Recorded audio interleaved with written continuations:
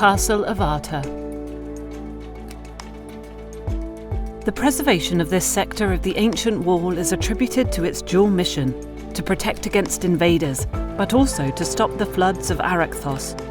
The strategically important position was realised many centuries before the construction of the Byzantine castle, when the inhabitants of ancient Abrasia chose the same area to build the walls of the ancient city. The castle protected the city from the river Arachthos, especially on the northern side of the city, where the wall is the main shield preventing the destructive attacks of the waters. That is why the Romans did not raze it to the grounds when Lucius Aemilius Paulus destructed all the forts in Greece.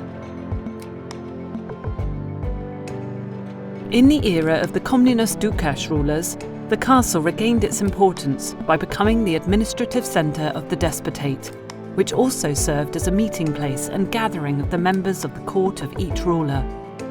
On the east, as well as on the north side of the Byzantine walls, there are integrated parts of the ancient fortification. In the middle of the outer face of the east wall, oversized stones are preserved in good condition, some of which have dimensions of 5.35 metres in length and a height of 2 metres. It is important that these stones have been quarried from the hard limestone rock of the hill on which the castle has been founded. It has been used as a castle under the Ottomans and played an important role in the Greek War of Independence. From 1796 to 1820, the area of Arta and its castle came under the rule of Ali Pasha of Ioannina, who made several additions and repairs to the fortifications. The effort to modernise the castle goes hand in hand with the development that took place in the early 19th century in terms of siege tactics and the capabilities of firearms. After World War II, in the centre of the castle, near the ruins of the Byzantine building, the Hotel Xenia was built, while the surrounding area was landscaped. The study and supervision of the project were undertaken by the architect Dionysius Thivas. The project was completed in 1960 at the expense of the Greek National Tourism Organisation.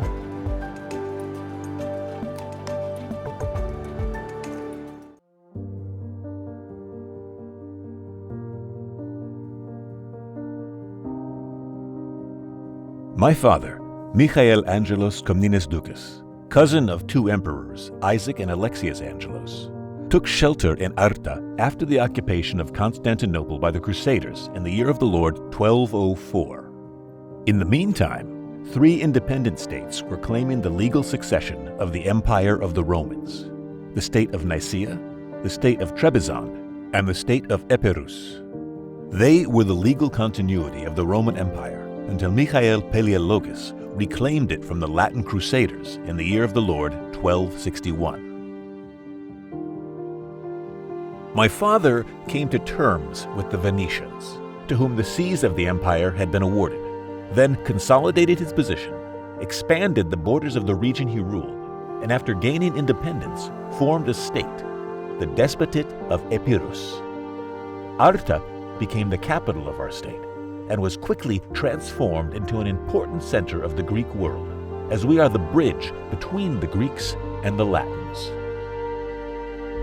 Knowing that we have so many enemies from the north and the south, from the east and the west, when I was crowned despot, I had nothing else in mind but to fortify Arta, so that all possible threats could be repelled. Thus, I built the castle on the foundations of the ancient structure, which was built by King Pyrrhus long before the Romans. It is standing on a hill near the river Arachthos.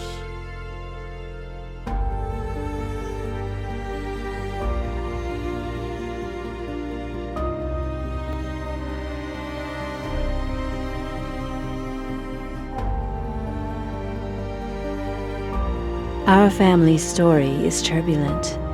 I am the widow of Nikephoros II Orsini Doukas, ruler of Epirus.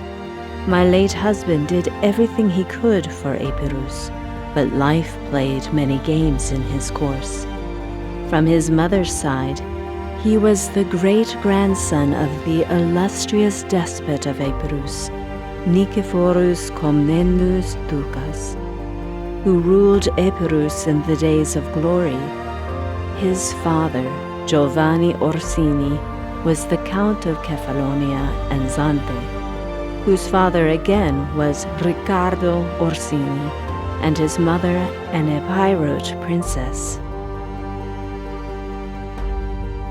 My mother-in-law, Anna, has been accused of poisoning her husband in 1335, and thus Nicephorus succeeded his father while he was only a 7-year-old child. Anna assumed the regency for him, but failed to ally with the emperor in Constantinople, Andronicus, who invaded and annexed parts of Epirus. 3 years later, Andronicus summoned Anna to negotiate, but refused to accept Nicephorus as his vassal and installed his own governors in Epirus. Keeping Anna as a hostage, Andronicus arranged for the marriage between Nicephorus and me, as I was the daughter of his right-hand man, Ioan John Cantacuzenos.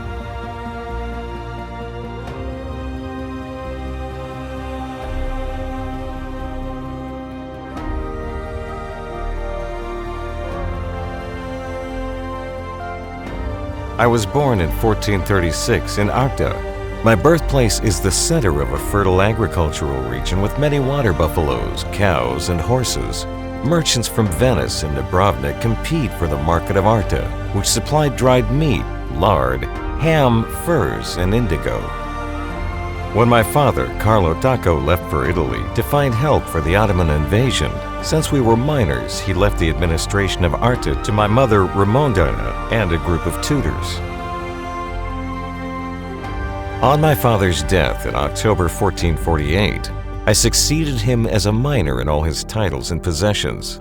Right after my father's death, the lords appointed by him turned to Venice and began negotiations for help against the Turks. However, the people of Arta, fearing greatly the Turks, sent an embassy headed by Dimitris Haikalis to declare submission to the Sultan and negotiate some privileges. They announced this agreement to my mother in 1449, who took us and left for Lefkada. Arta and its region became one of the provinces of the Sultan of the Turks.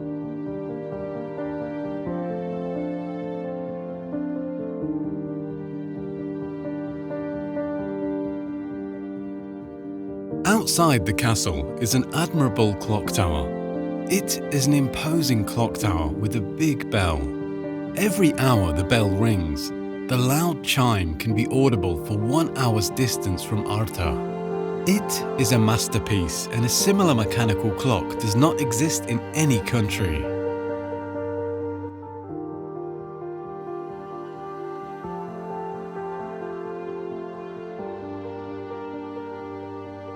The Battle of Arta in November 1821, where I lived during my teenage years, is the first battle in which I personally participated under the command of the chieftain Bakolas. Hence, I remember everything very well.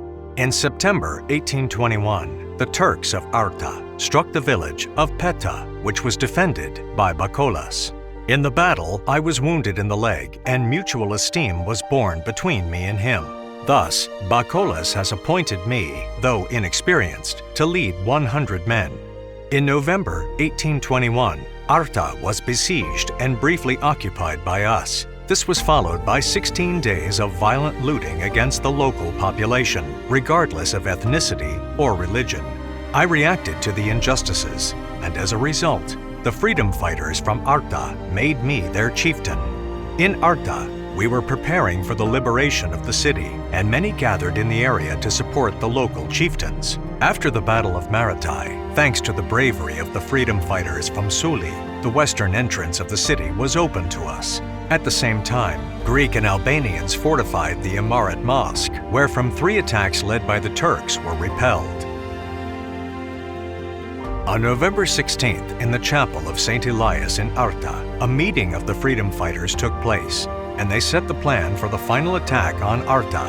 Meanwhile, near the bridge of Arta, cannons were set up, but the Ottoman garrison gave them up and ran for their lives to the city.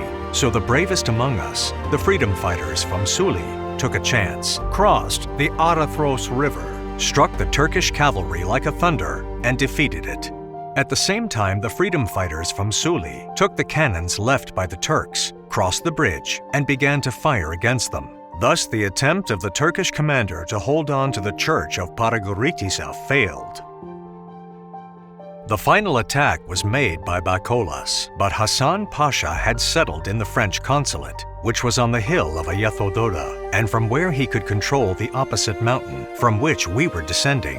And while Bakolas was fighting, 2,000 Albanians joined the battle to support the allied Greeks. Polkville will note, the soldiers of Christ and Muhammad were fighting under these banners. Marcos Botsaris from Soli overcame the Turkish cannons and proceeded to the central market of the city. On the battlefield, he met General Karaskaikis, who was coming fighting from elsewhere. The Turks gathered inside the city and ended up in the castle. Many Albanians, seeing their compatriots fighting alongside Greeks, defected from the Turkish camp and surrendered to us. The battle for Arta lasted 16 days. The Greeks were reduced, not by the enemy's bullets, but because everyone who secured various spoils from the enemy went far from the city to save them. At this turning point, we began to lose sight of the cause we gathered to fight for, as looting and desertion took over it. Eventually, we withdrew, not having been defeated at any stage of the battle.